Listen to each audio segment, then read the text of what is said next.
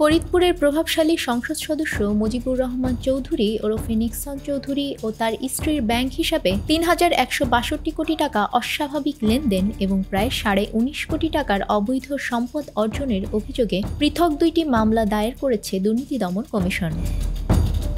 বৃহস্পতিবার দুদকের ঢাকা সমন্বিত জেলা কার্যালয়ে মামলা দায়ের করা হয়েছে বলে জানিয়েছেন সংস্থাটির মহাপরিচালক মোহাম্মদ আক্তার হোসেন।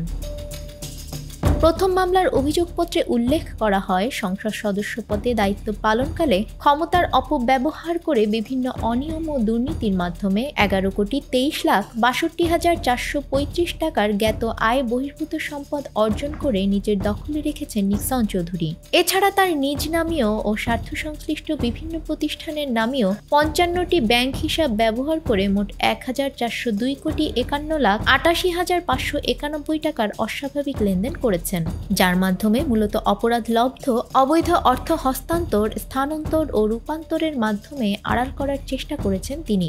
এ মামলায় বাদী দুদকের সহকারী পরিচালক মোহাম্মদ ফেরদৌস রহমান।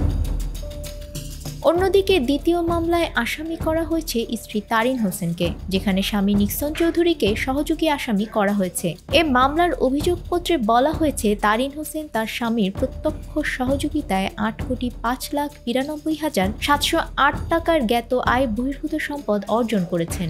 একই সঙ্গে তিনি তার নিজ নামীয় ও স্বার্থ সংশ্লিষ্ট বিভিন্ন প্রতিষ্ঠানের নামীয় ১৭টি ব্যাংক হিসাব ব্যবহার করে মোট ১,৭৬০,৩৫,৫১,৩২০ টাকা অস্বাভাবিক লেনদেন করেছেন।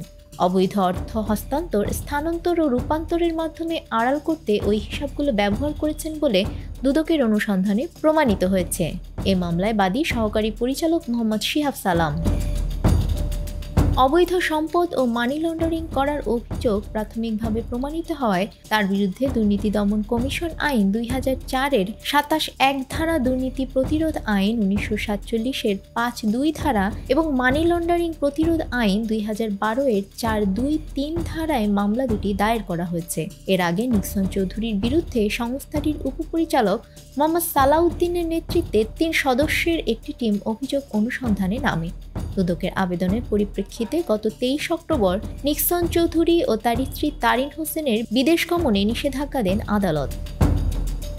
নিক্সন চৌধুরীর বিরুদ্ধে সংস্থাটির উপপরিচালক মোহাম্মদ সালাউদ্দিনের নেতৃত্বে ৩ সদস্যের একটি টিম অভিযোগ অনুসন্ধানে নামেন। দুদকের আবেদনের পরিপ্রেক্ষিতে গত ২৩ অক্টোবর নিক্সন চৌধুরী ও তার স্ত্রী তারিন হোসেনের বিদেশ গমনে নিষেধাজ্ঞা দেন আদালত।